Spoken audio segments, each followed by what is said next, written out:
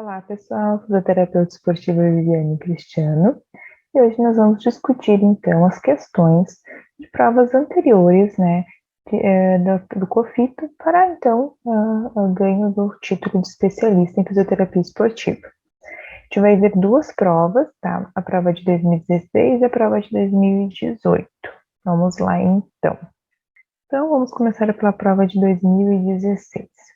Essas provas, elas são de caráter objetivo e também dissertativo. Então, vamos ter 40 questões objetivas e depois vamos ter, então, duas questões dissertativas, para onde nós vamos discutir também quais as possibilidades de resposta. Então, começando aqui a questão número 1, né, em relação à avaliação da posição de repouso da escápula, é correto afirmar. Vamos dar uma olhadinha lá no gabarito.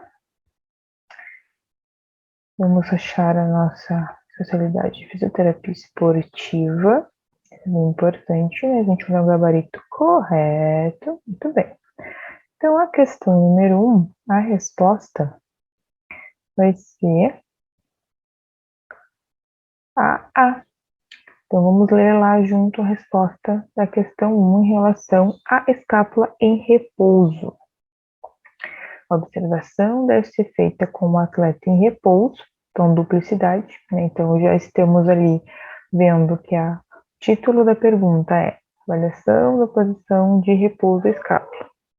Primeira frase, observação deve ser feita com o atleta em repouso, com as duas mãos nos quadris ipsilaterais, e o bordo medial deve estar posicionado paralelo à linha média do tórax, com uma distância aproximada de 7,6 centímetros. Esta, então, é a resposta correta. Vamos ler, então, as respostas erradas e por que elas estão erradas. Questão B.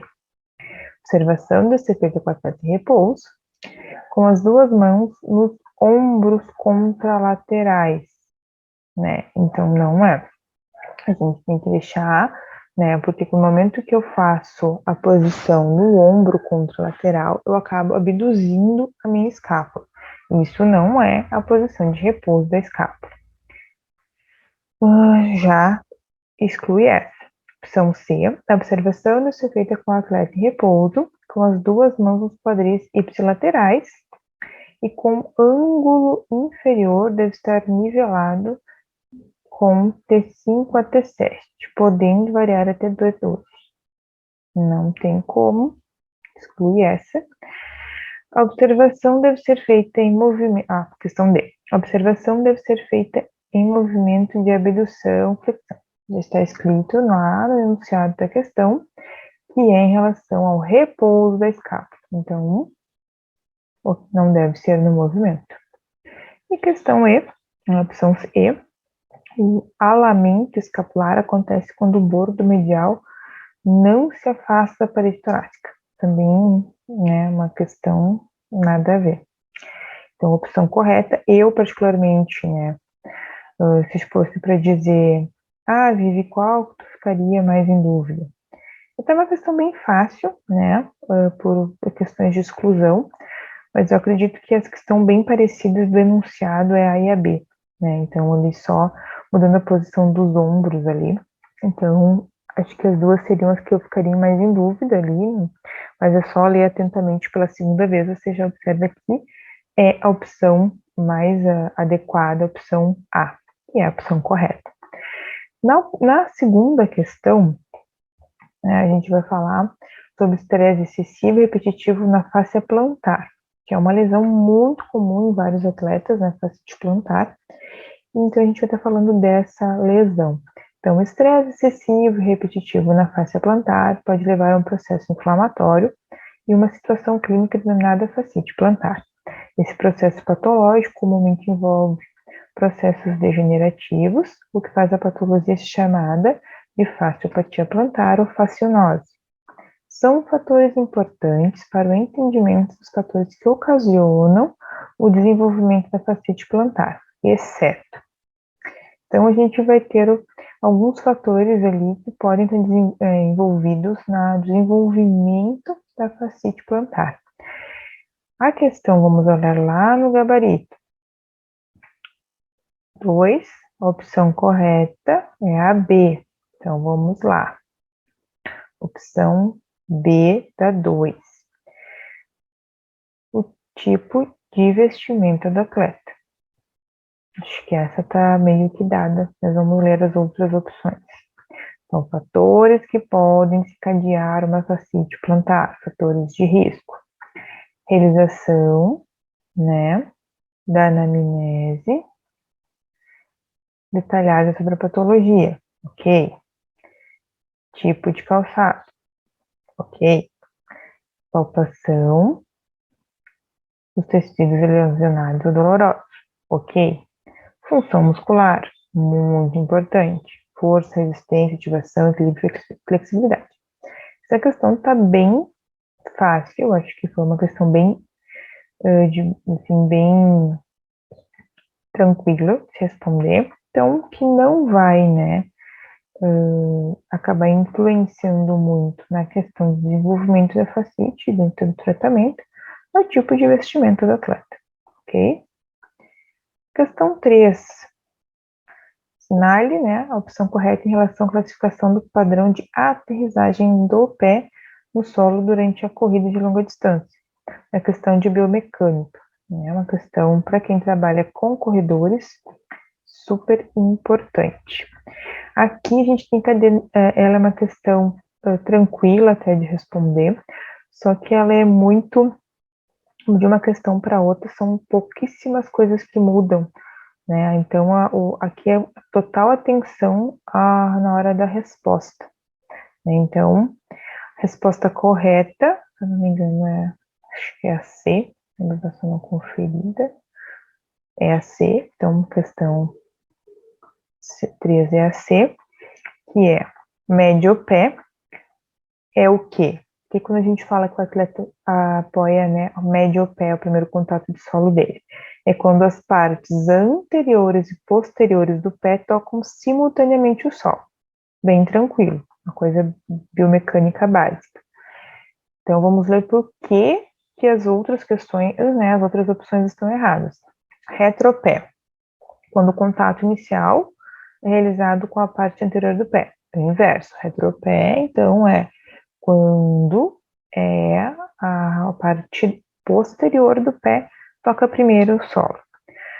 Questão B, médio pé, quando as partes anteriores e mediais do pé tocam simultaneamente o solo. Não, médio pé é quando as partes anterior e posterior tocam simultaneamente o solo, que é a opção C, que é a opção correta. D, antepé, quando a parte anterior do pé toca o solo depois da parte posterior. Fique muita atenção. Então, eles falam que primeiro que é a parte anterior, mas na sequência depois a parte posterior.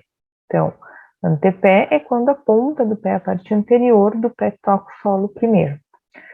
Questão E, antepé, quando a parte anterior do pé toca o solo, depois a parte lateral. De novo, eles falam que a primeiro toca, né, a parte anterior, mas na sequência, depois de outra parte. Então, questão tranquila de responder, porém demanda atenção, aqui bem de biomecânica. Questão 4, sobre crioterapia, super importante na vida de um fisioterapeuta esportivo. Então, vamos lá. A crioterapia é uma, né, das induções terapêuticas mais utilizada pelos fisioterapeutas. Entretanto, né, existem algumas contraindicações, como qualquer técnica, todas as técnicas têm suas contraindicações. Então, ele quer saber quais dessas aqui são contraindicações, exceto, ó, aqui o pega-ratão, hein?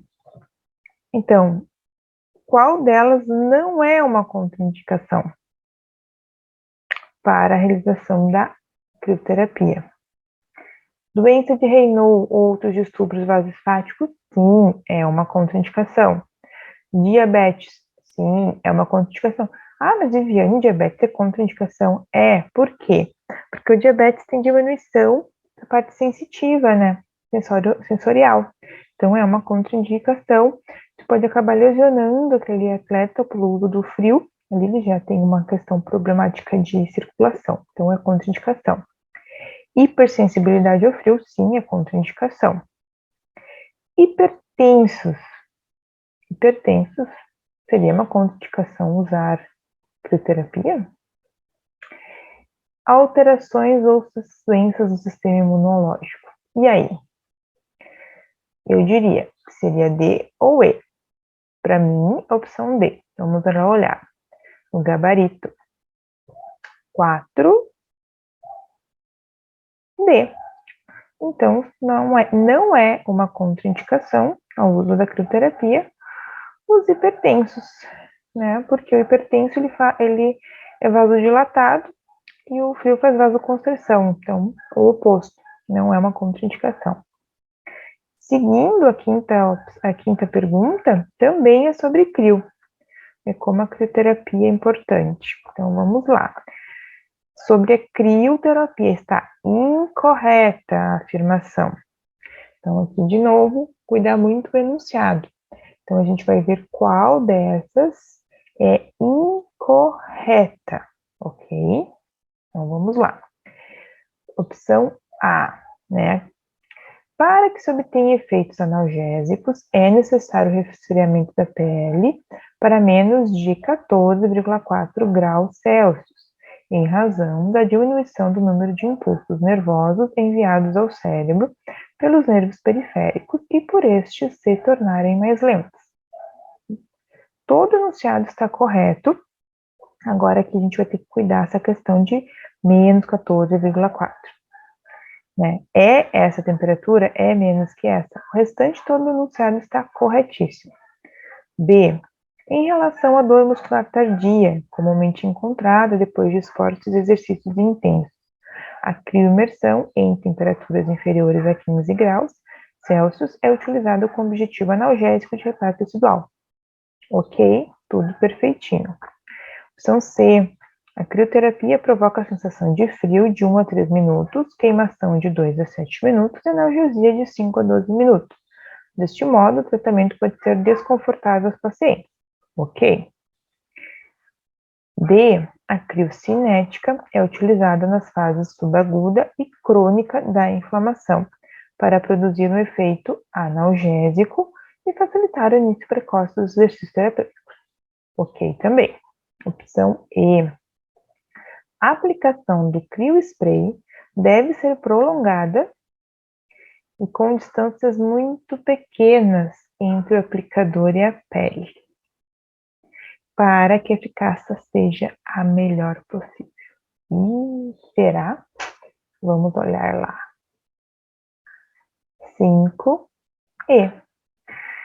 Então, muito cuidado, gente, com o criospray. É o inverso disso. O criospray ele tem que ser aplicado em uma distância de 6 centímetros da pele, tá? Para não houver queimadura.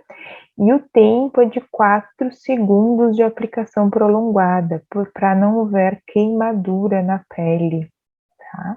Então, o criospray ele é bem interessante, o uso dele em questões agudas, né, no momento da lesão. Às vezes a gente não tem o gelo à disposição, mas tem o criospray. Você tem que ter esse cuidado para não fazer uma queimadura ali na hora, na aplicação não sabendo aplicar corretamente ele, ok? Então, essa resposta é aí. Seguindo, né? Então, de novo, agora mais uma questão de corrida, questão 6.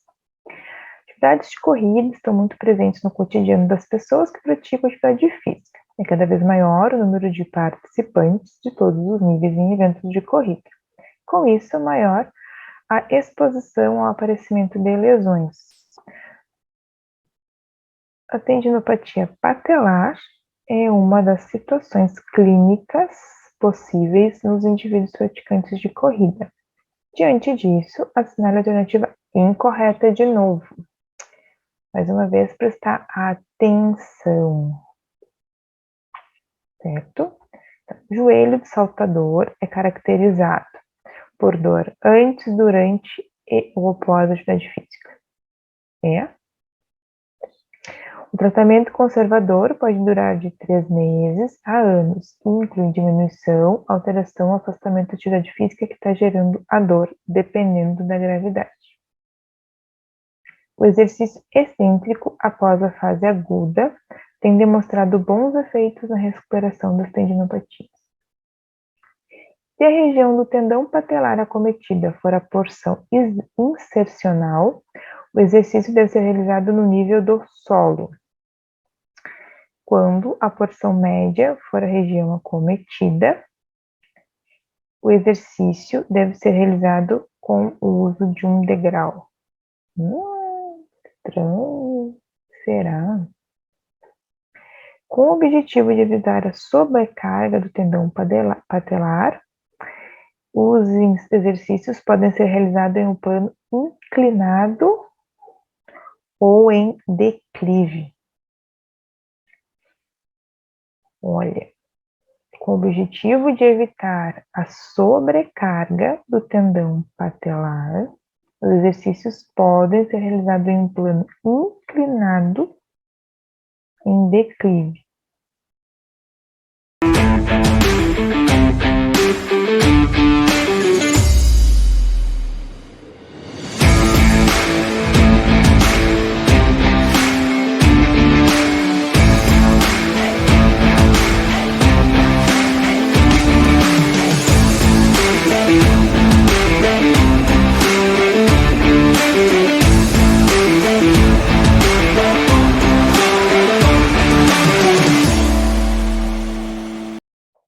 Eu chutaria essa. Vamos ver. 6. E. Por quê? Essa é uma questão bem chatinha, tem que prestar bastante atenção.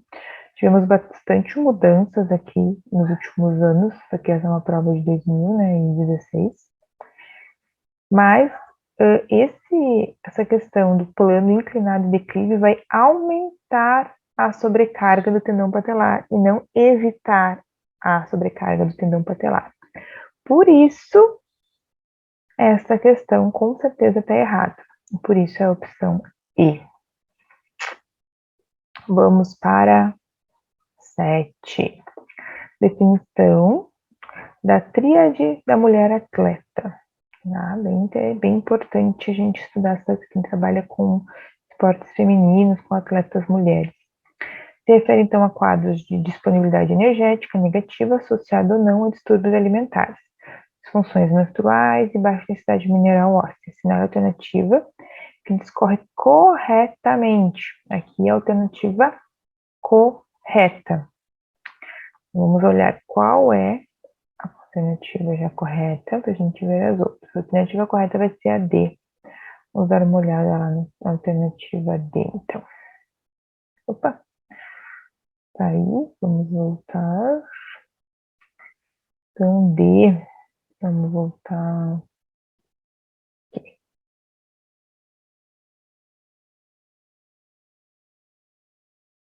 Vamos botar de novo lá. Pronto. Alternativa D. Então, na tríade da mulher atleta, algumas consequências podem ocorrer, como a perda óssea, sim, que pode ser reversível, infertilidade momentânea, também, e discreta presença de bulimia, também. Então, bem fechadinho na tríade mesmo. Vamos ver as outras.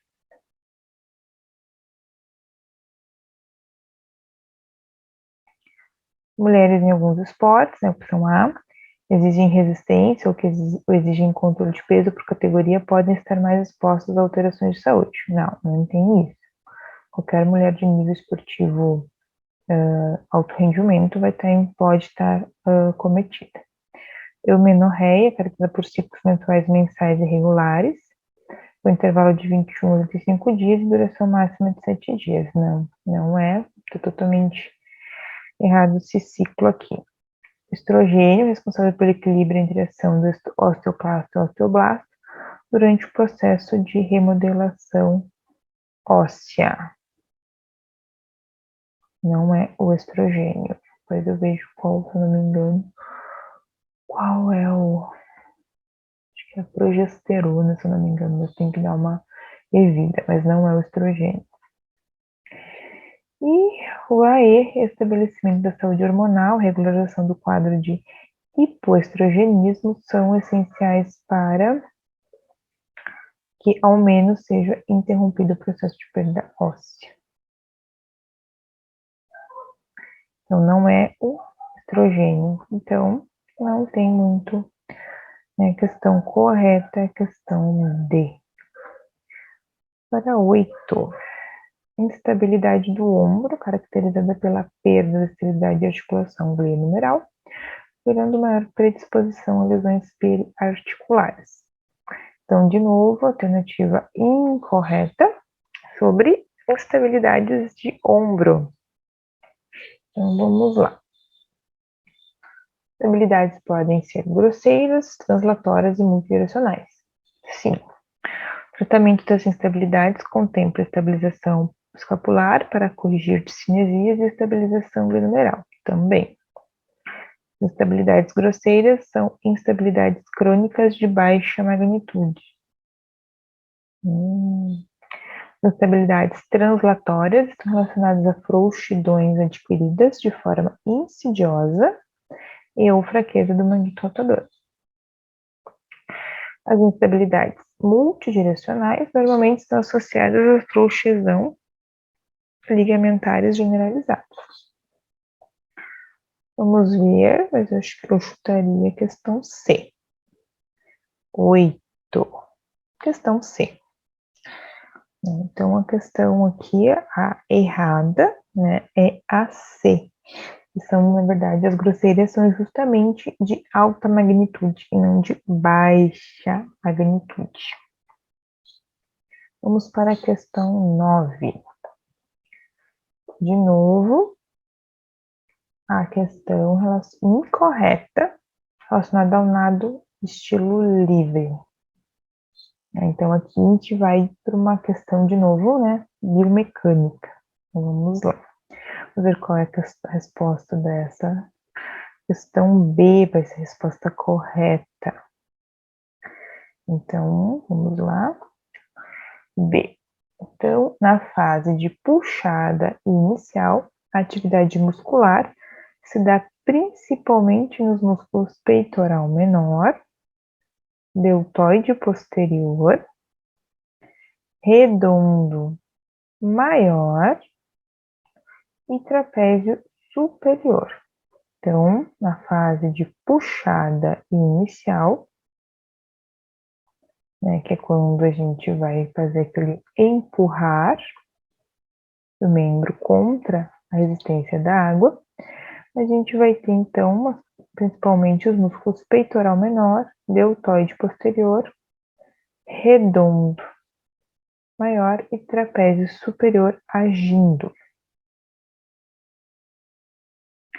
Primeira questão ali. Na entrada da mão, o ombro está em abdução, flexão e rotação medial. Está em adução e não em abdução. Na C, na fase de recuperação, o ombro está em extensão, abdução e rotação medial. Na fase de recuperação, a gente vai estar, então, extensão e rotação lateral. Então, é só a rotação que está errada. Fase de puxada inicial, D. Os músculos que mais atuam é o inverso, né, da questão correta. Peitoral maior, era peitoral menor. Redondo menor. E serrátil anterior. Então, a musculatura inversa, o inverso da que é a musculatura correta, que está a resposta B. Na E, na fase de puxada final, o ombro realiza uma abdução máxima, extensão e rotação medial. Então, aqui é a flexão, não a extensão. Vamos lá para a questão 10, sobre liberação miofacial. Muito utilizada nos atletas com cervicalgias e outras inúmeras patologias. E podemos, então, promover vários benefícios, né? E aí a pergunta é, dentre as opções, qual não é o benefício da liberação miofascial nas cervicalgias. Importante isso. Opção A, aumento da secção transversa muscular. Acho que já encontramos. Opção B, restauração da elasticidade miofascial. Sim. Opção C, alívio de quadro álgico. Sim. Opção D, restauração da amplitude de movimento da coluna cervical e torácica. Sim. Opção E, restauração dos reflexos miotendíneos. Também. Então, quase que com certeza, essa questão seria a resposta A. Vamos confirmar a questão 10. Resposta A. 10A. Então, né? A.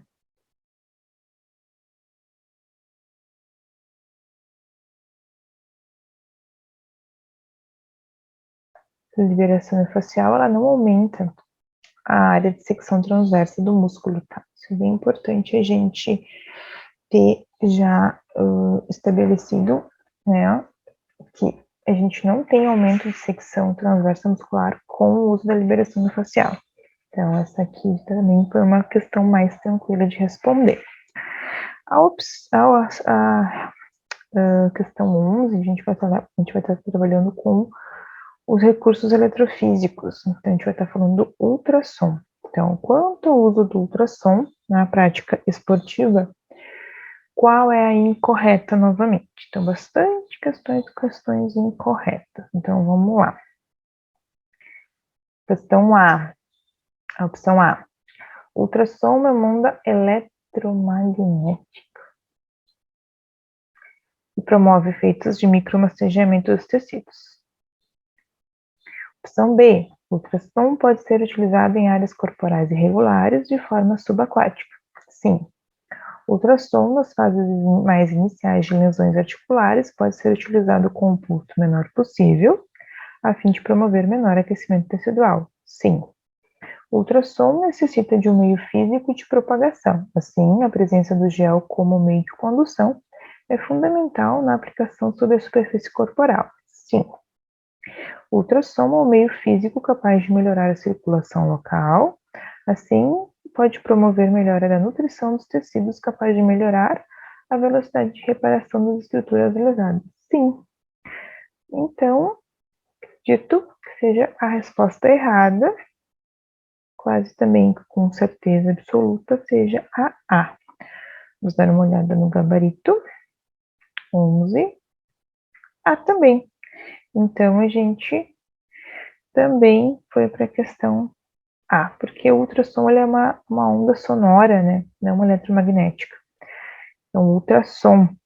Então, por isso, não é uma onda eletromagnética. Questão 12 vai trabalhar com questões sobre o ligamento de entorse, lesão de entorse ligamentada, que é uma lesão muito comum na área esportiva, em muitos esportes. Então, paciente com entorse ligamentar, envolvendo ligamento deltoide, edema inflamatório e hematoma. Ecografia com ruptura parcial há 2 dias, bem agudo.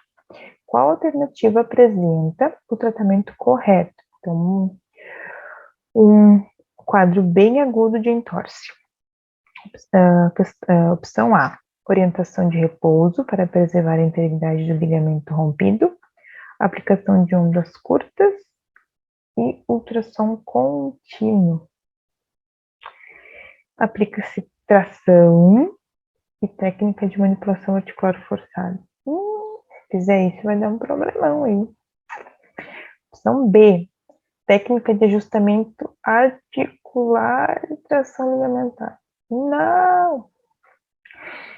Opção C, laser terapia. Ok.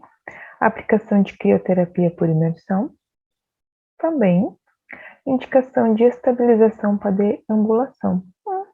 Também. Indicações muito boas. Opção D, tala gessada por 15 dias. Não se gessa atletas, só em fraturas. Opção E, laser terapia, ok. Aplicação de crioterapia por imersão. ok. Ultrassom contínuo, não. Ondas curtas, não. Manipulação, não. Indicação de estabilização para deambulação.